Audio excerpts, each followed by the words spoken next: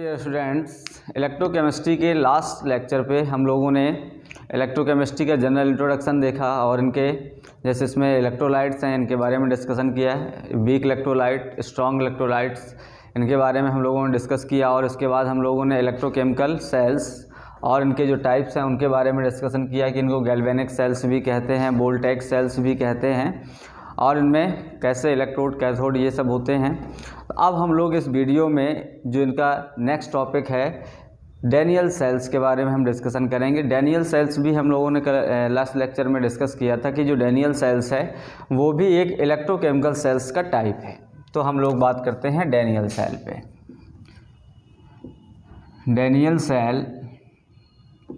Daniel sales जो है वो एक प्रकार का इलेक्ट्रोकेमिकल सेल है। इलेक्ट्रोकेमिकल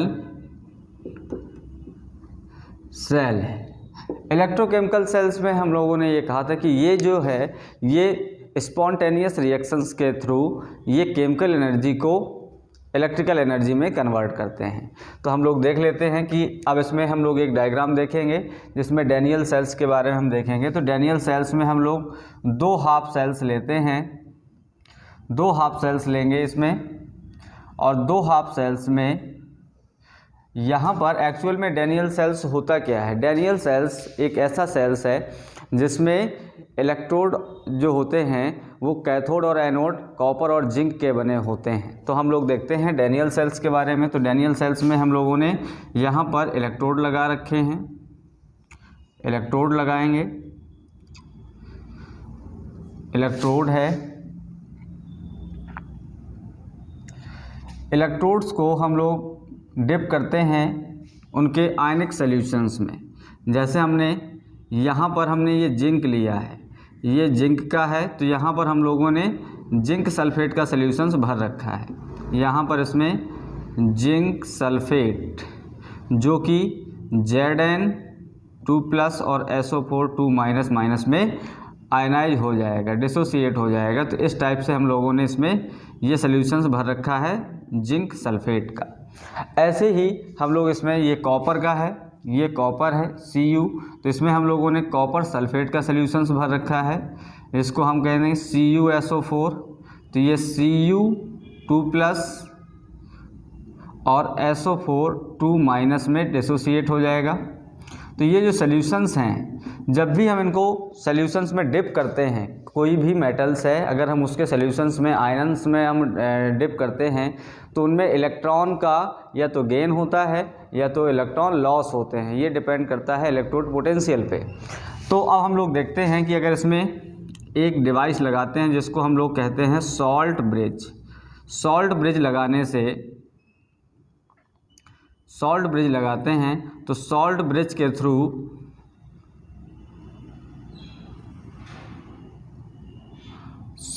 के थ्रू अब इसमें हम लोग एक सॉल्यूशंस भर देते हैं। ये सॉल्यूशंस हो सकता है KCl का, पोटेशियम क्लोराइड का, पोटेशियम नाइट्रेट का और अमोनियम नाइट्रेट का, ये हो जाते हैं। लेकिन इनमें ज़्यादातर हम लोग प्रेफर करते हैं KCl का। तो ये जो सॉल्यूशंस भरा है ये KCl का भरा है और ये जो एपरेटस है वो लगा होता है सॉल्ट ब्रिज नाम होता है। अब यहाँ से जो निकलने वाले इलेक्ट्रोड्स हैं इनको हम लोग एक कनेक्ट कर देते हैं वोल्ट मीटर से। हम लोग इसको एक वोल्ट मीटर से कनेक्ट कर देते हैं। वोल्ट मीटर से कनेक्ट करने के बाद इसमें जो डिफ्लेक्शन होता है तो यहाँ पर जो अब हम लोग इनकी रिएक्शंस देख लेते हैं कि जो जिंक है, जिंक ऑक्सीडाइज होता है। जिंक में जैसे हम लोग कहेंगे कि यहाँ पर ये जिंक है तो ये ऑक्सीडाइज होगा। जिंक ऑक्सीडाइज हो जाता है Zn+2 में +2 इलेक्ट्रॉन, और जबकि जो कॉपर है, कॉपर में ये रिड्यूस हो जाता है। इसमें 2 इलेक्ट्रॉन एक्सेप्ट करके ये कन्वर्ट हो जाता है कॉपर सॉलिड में, जबकि यहाँ पर ये सॉलिड से ये एक्वस में चला जाता है जिंक, और जबकि यहाँ पर ये एक्वस से चला जाता है सॉलिड में। तो इस टाइप की ये जो रिएक्शंस है स्पॉन्टेनियस रिएक्शंस है, तो इसको हम लोग क्या कहेंगे, डैनियल सेल्स की जो रिएक्शंस है ये सेल रिएक्शंस है। अब हम लोग देख लेते हैं कि इनमें क्या क्या होता है और कैसे इसमें स्पॉन्टेनियस, क्योंकि ये जो रेडॉक्स रिएक्शंस है क्योंकि डैनियल सेल्स में जो इलेक्ट्रिसिटी का जनरेशन होता है या जनरेट होती है इलेक्ट्रिसिटी, वो एक्चुअल में जनरेट होती है इसके स्पॉन्टेनियस रिएक्शंस की वजह से। तो अब हम लोग देख लेते हैं कि इसको स्पॉन्टेनियस रिएक्शंस के लिए ये सॉल्ट ब्रिज है, सॉल्ट ब्रिज,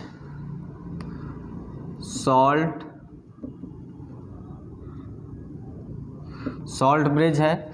अब इसमें हम लोग ये देखते हैं कि यहाँ से इलेक्ट्रॉन जो है वो इलेक्ट्रॉन का मूवमेंट ये रहेगा, इलेक्ट्रॉन का मूवमेंट इस टाइप रहेगा, क्योंकि यहाँ पर जो है ये इलेक्ट्रॉन क्या करेगा, रिलीज करेगा, जिंक इलेक्ट्रॉन को रिलीज करेगा। तो इलेक्ट्रॉन का फ्लो इस साइड होगा, जबकि करंट का फ्लो इसके अपोजिट होता है। तो करंट आई को हम रिप्रेजेंट कर दे रहे हैं, तो करंट इस साइड फ्लो होगी। मतलब यहाँ पर अगर हम यहाँ पर देखें तो ये जिंक जो होता है इसमें एनोड पे ऑक्सीडेशन होता है। तो यहाँ पर हमें याद रखना है कि एनोड किसका बना है, जिंक का यहाँ पर होता है ऑक्सीडेशन, एनोड पर ऑक्सीडेशन होता है, जबकि कैथोड जो बना होता है कॉपर का, इस पर रिडक्शन होता है। तो इस टाइप से हम लोग देख लेते हैं कि कैथोड पर रिडक्शन होगा और एनोड पर ऑक्सीडेशन होता है। इस टाइप से हम लोग देख लेते हैं। तो अब हम लोग अगर इनकी जो रिएक्शंस देखेंगे ओवरऑल, तो ओवरऑल रिएक्शंस हम इनकी यहाँ पर देख सकते हैं। इसको नोट कर लें, यहाँ पर लिख दे रहे हैं। तो यहाँ पर इनकी अगर हम रिएक्शंस देखेंगे तो जिंक जो है Zn प्लस Cu2+, ये जो है ये सॉलिड है, ये एक्वस है। ये रिएक्शंस में जिंक जो होता है, जिंक ये कन्वर्ट हो जाता है एक्वस में, और जो कॉपर होता है Cu ये कन्वर्ट हो जाता है सॉलिड में। तो इस टाइप से ये जो रिडॉक्स रिएक्शंस है, मतलब एक मेटल्स का ऑक्सीडेशन होता है और दूसरे मेटल्स का रिडक्शन होता है। तो इस टाइप से जो रिएक्शंस चलती हैं उनको हम लोग कहते हैं रिडॉक्स रिएक्शन। तो रिडॉक्स रिएक्शन के थ्रू हुई ये जो डैनियल सेल्स है, डैनियल सेल्स का कंप्लीट इसमें आपको समझ में आ जाएगा कि इसमें किस टाइप से इलेक्ट्रिसिटी जनरेट होती है। अब हम लोग देख लेते हैं, इसको नोट कर लें, फिर हम लोग देखते हैं सॉल्ट ब्रिज के जो फंक्शन होते हैं। तो अब हम लोग देखते हैं फंक्शन ऑफ सॉल्ट ब्रिज। तो फंक्शन ऑफ सॉल्ट ब्रिज में हमको सबसे पहले याद रखना है कि जो पहला फंक्शन है वो आपको ऐसे याद रखना है कि यहाँ पर जो KCl का सॉल्यूशंस भरा होता है, फिल होता है, ये KCl का सॉल्यूशंस इसका सर्किट कंप्लीट करता है। क्यों? क्योंकि जो इलेक्ट्रॉन यहाँ से जा रहे हैं तो यहाँ पर जो आयंस हैं, ये इलेक्ट्रॉन्स जाते हैं, तो ये इलेक्ट्रॉन्स यहाँ पर आएंगे तो इलेक्ट्रॉन्स आने के बाद यहाँ पर जो KCl के आयंस हैं वो इस साइड से इस टाइप से इसमें पूरा सर्किट कंप्लीट करते हैं। जब तक सर्किट कंप्लीट नहीं होगा तब तक करंट फ्लो नहीं होता है। इसलिए जो सॉल्ट ब्रिज में पहला फंक्शन है कंप्लीट सर्किट, और दूसरा जो फंक्शन है उसको हम लोग ये कह सकते हैं कि ये न्यूट्रलिटी मेंटेन करता है, maintain neutrality both side, maintain neutrality both half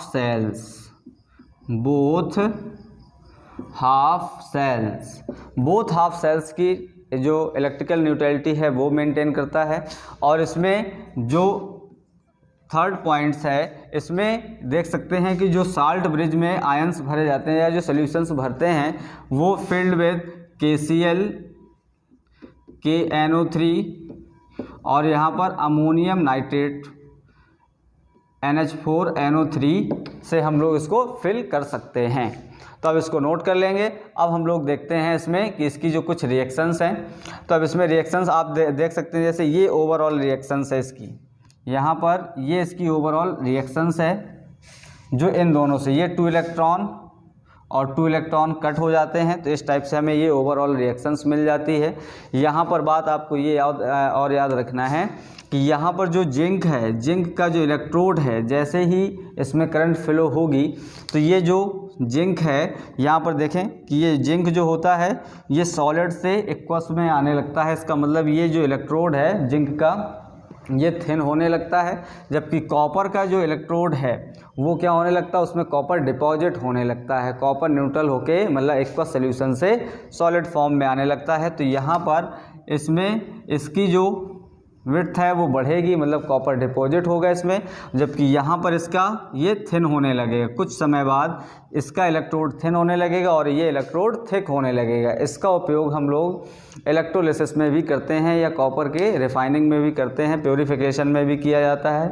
तो इस टाइप से इसमें इलेक्ट्रोकेमिस्ट्री के ये उपयोग में आ जाते हैं। तो अब हम लोग इसको कंप्लीट कर चुके हैं, तो इसको नोट कर लें। फिर हम लोग देखते हैं स्टैंडर्ड पोटेंशियल या इसका जो नेक्स्ट टॉपिक है वो हम लोग डिस्कस करते हैं। तो अब हम लोग जो नेक्स्ट टॉपिक है वो हम लोग देखते हैं इलेक्ट्रोड पोटेंशियल। इलेक्ट्रोड पोटेंशियल में हम लोग देखेंगे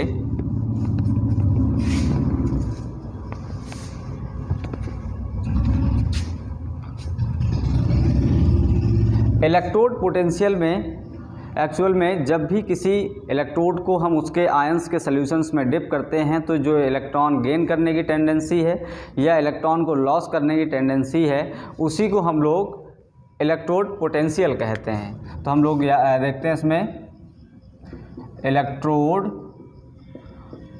potential.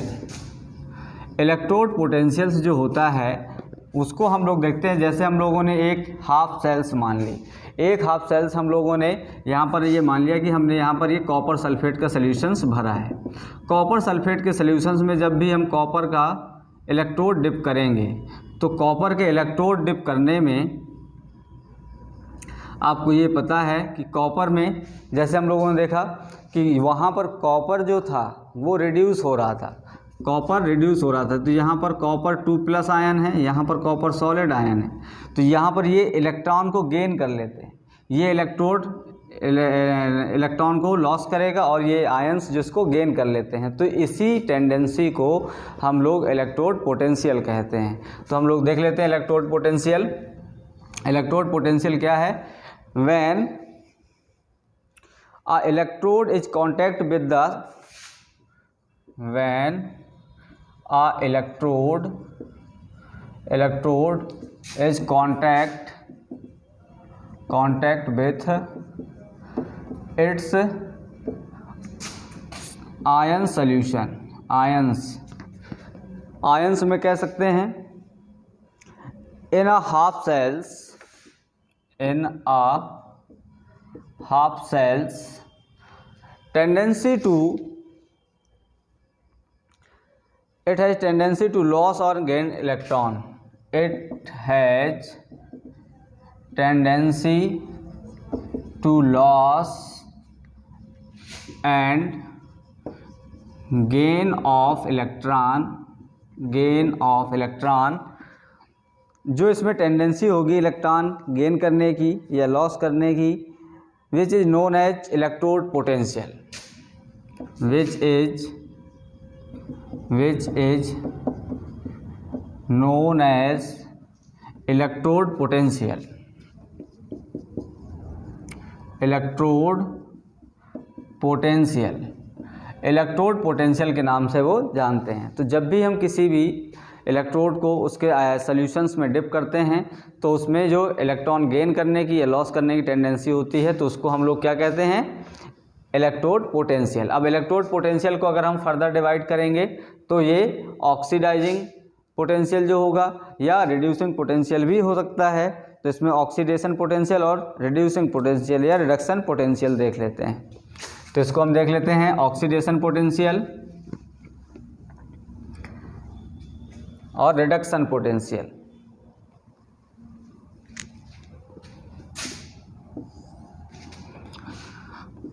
Oxidation potential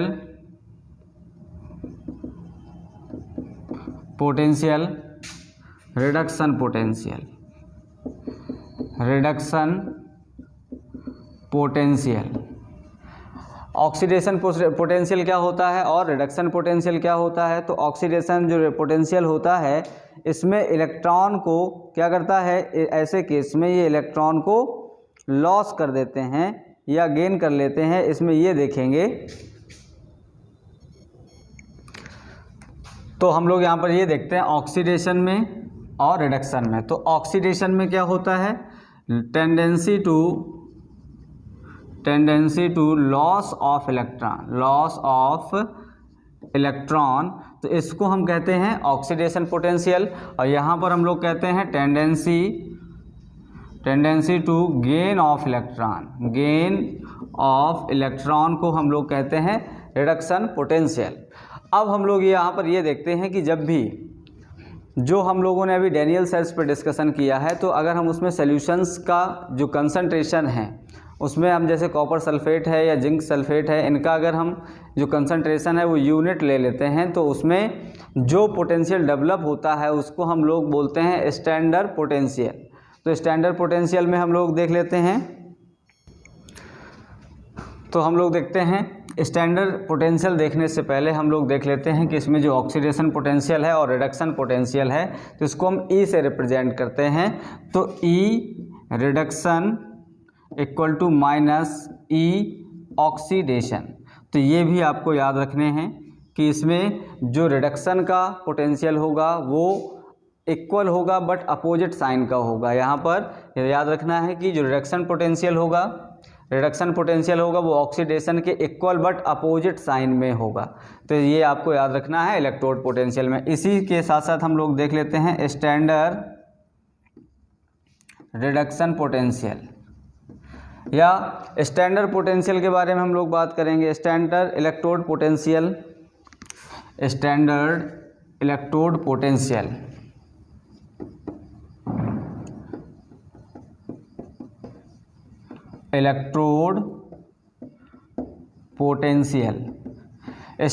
electrode potentials जो होता है, ये potential difference develop between two metal electrodes when concentration of solutions is 1 m। तो हम लोग ये देखते हैं potential difference develop between two electrodes. तो इसमें हम लोग जैसे डैनियल सेल्स में देखते हैं, तो डैनियल सेल्स में क्या होता है कि जब भी एक हाफ सेल्स जो होती है उसमें कॉपर सल्फेट होता है, जो दूसरी हाफ सेल्स होती है वो जिंक सल्फेट भरा होता है। तो अगर हम इनका कंसंट्रेशन 1 m ले लें, 1 मोलर ले लें, तो जो डेवलप होने वाला जो इलेक्ट्रोड पोटेंशियल है वो स्टैंडर्ड इलेक्ट्रोड पोटेंशियल कहलाता है। अब इसमें हम लोग देख लेते हैं कि इसको हम ई नॉट से रिप्रेजेंट करते हैं, ई नॉट से रिप्रेजेंट किया जाता है। अब ई नॉट से रिप्रेजेंट करने का मीन्स यहाँ पर ये है, तो इसमें देख लें जरा इसको, potential difference develop between two metal electrodes, potential difference develops between two metal electrodes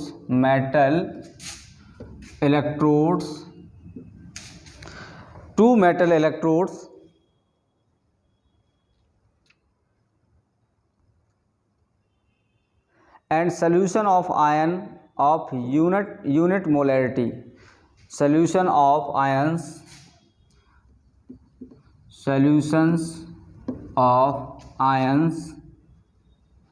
is unit molarity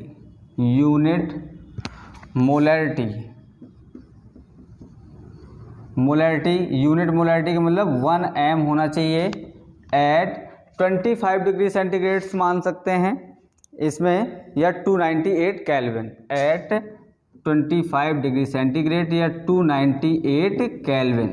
तो इसको हम लोग स्टैंडर्ड इलेक्ट्रोड पोटेंशियल कहते हैं। तो यहाँ पर हम लोगों ने स्टैंडर्ड इलेक्ट्रोड पोटेंशियल के बारे में डिस्कस कर लिया।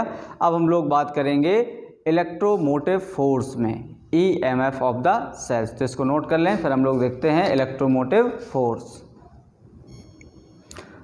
अब हम लोग जो नेक्स्ट टॉपिक है वो हम लोग देखते हैं इलेक्ट्रोमोटिव फोर्स, जिसको हम कहते हैं EMF of the cells, EMF of the cells या electromotive force.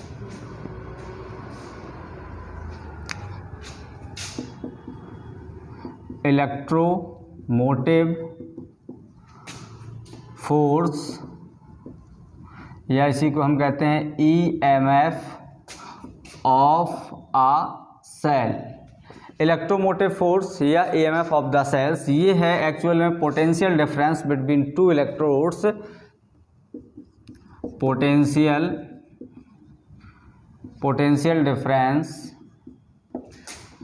between two electrodes which cause flow of current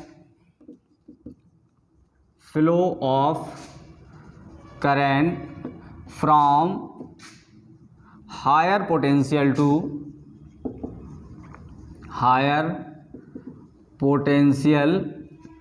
lower potential।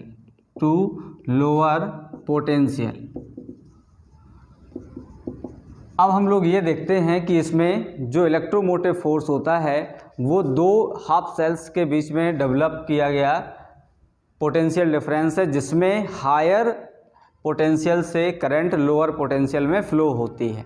तो हम लोग देख लेते हैं कि अगर हम लोग देखेंगे कि जो इलेक्ट्रोमोटिव फोर्स या ई नॉट ऑफ सेल्स है या EMF ऑफ द सेल्स है, तो इसको हम लोग अगर रिप्रेजेंट करेंगे तो इसको हम लोग देख लेते हैं ई सेल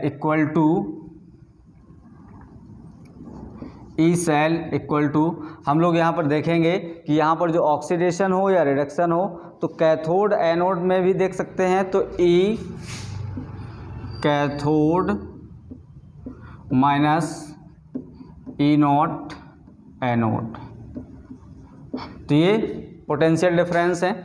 इसी को हम लोग ऐसे लिख सकते हैं कि इसमें कैथोड और एनोड की जगह पर हम लोग देख सकते हैं राइट और लेफ्ट भी, तो ई राइट और ई नॉट लेफ्ट। जैसे हम लोगों ने वहाँ पर देखा था डैनियल सेल्स में, तो डैनियल सेल्स में जो कैथोड है तो उसमें कैथोड जो कॉपर का था वो राइट साइड था और जो एनोड था वो जिंक का लेफ्ट साइड था। तो इस तरीके से भी हम लोग कर सकते हैं, या इसी को हम लोग ऑक्सीडेशन और रिडक्शन में भी कन्वर्ट कर सकते हैं, तो रिडक्शन प्लस ऑक्सीडेशन कर सकते हैं। तो यहाँ पर हम लोग देख सकते हैं E reduction plus E not oxidation. तो ये जो फॉर्मूले हैं ये आपको याद रखने हैं। ई नॉट सेल्स के इस टाइप से हम लोग देख सकते हैं, किसी भी सेल्स का ई नॉट कैलकुलेट करने के लिए हम लोग इन फार्मूले का उपयोग कर सकते हैं। तो इन फार्मूलों की हेल्प से हम लोग किसी भी सेल्स का ई नॉट कैलकुलेट कर लेते हैं। तो अब हम लोगों के पास एक छोटा सा टॉपिक है जिसको हम कहेंगे EMF and cell potential. Cell potential क्या है और EMF क्या है, तो हम दोनों पे हम लोग एक दो इसमें डिफरेंस देख लेते हैं, इसको नोट कर लें, फिर हम लोग देखते हैं EMF एंड सेल पोटेंशियल। अब हम लोग देखते हैं difference between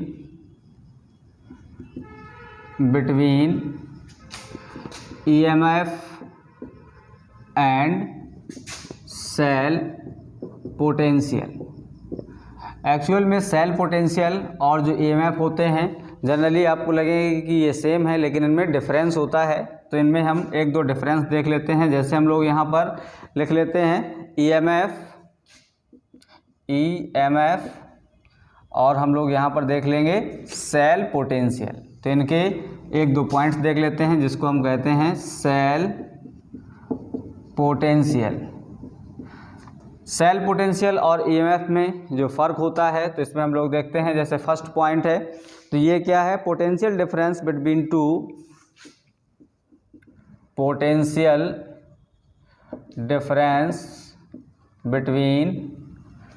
two electrodes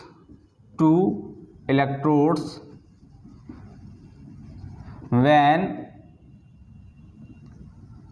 current is not flowing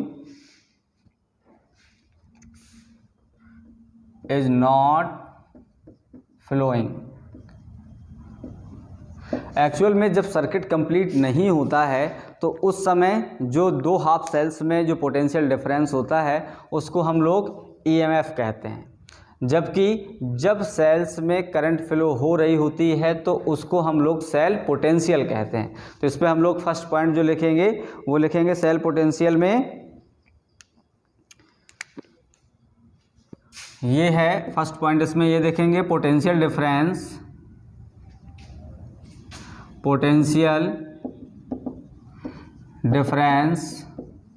between two electrodes कह सकते हैं, इसी को हम टू हाफ सेल्स भी कह सकते हैं क्योंकि इसमें हाफ सेल्स में ही है। Electrodes when current is passing through solutions या थ्रू द सेल्स। अब हम लोगों ने ये देखा कि यहाँ पर जो ये वैल्यू होगी ये ईएमएफ ज़्यादा होगा as compare to cell potential. क्यों? क्योंकि यहाँ पर कुछ जो पोटेंशियल है वो इसमें रेजिस्टेंस में ड्रॉप हो जाता है। दूसरा देखें, EMF is maximum voltage which can obtain from the cells, तो ये है मैक्सिमम वोल्टेज। ये सेकंड है, EMF is maximum voltage which can obtain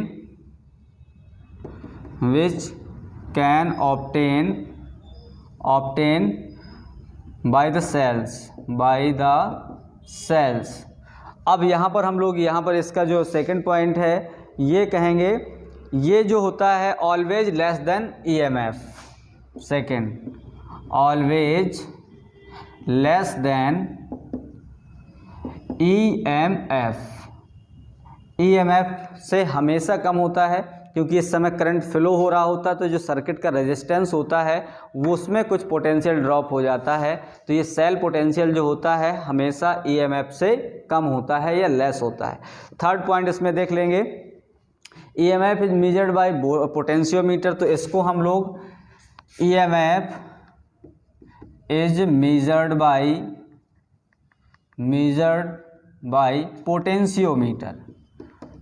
potentiometer. और जबकि यहाँ पर करंट है तो करंट को हम लोग किससे मेजर करते हैं? अमीटर से या वोल्ट मीटर से। वोल्टेज है तो यहाँ पर इसको हम वोल्ट मीटर से मेजर करेंगे। थर्ड पॉइंट देख लेंगे, cell potential is measured by voltmeter, तो इसको हम लोग वोल्ट मीटर से मेज़र कर सकते हैं क्योंकि यहाँ पर जो सेल पोटेंशियल है इसमें पोटेंशियल डिफरेंस है। एक्चुअल में यहाँ पर पोटेंशियोमीटर है क्योंकि यहाँ पर करंट फ्लो नहीं हो रही है, सर्किट कंप्लीट नहीं है। जबकि यहाँ पर सर्किट कंप्लीट है तो इसको हम लोग मेजर कर सकते हैं वोल्ट मीटर से। तो इस टाइप से हम लोगों ने ये ईएमएफ ऑफ द सेल्स और सेल पोटेंशियल पे हम लोगों ने डिस्कशन कर लिया है। अब हम लोग इसके बाद जो इलेक्ट्रोकेमिस्ट्री का नेक्स्ट टॉपिक है वो हम लोग देखेंगे इलेक्ट्रोकेमिकल सीरीज है।